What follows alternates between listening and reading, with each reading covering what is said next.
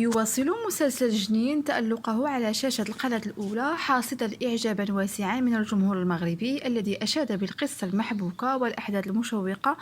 التي يجسدها نخبة من ألمع نجوم التمثيل المغربي. وتصدر المسلسل من إخراج دريس الروخ وإنتاج شركة ديسكونكتد لخالد النقري مراتب متقدمة من نسب المشاهدة،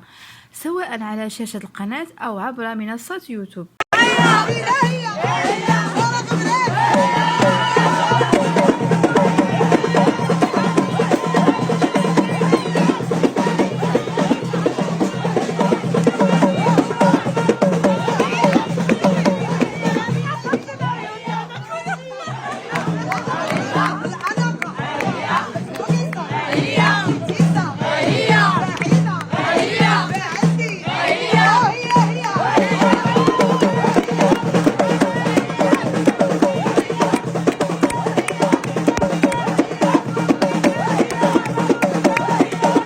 حيث شكل وفاة شخصية الحاج الذهبي التي يجسدها الفنان القدير محمد كافي نقطة تحول هامة في أحداث المسلسل، حظيت بتفاعل كبير من قبل الجمهور المغربي، وأشادوا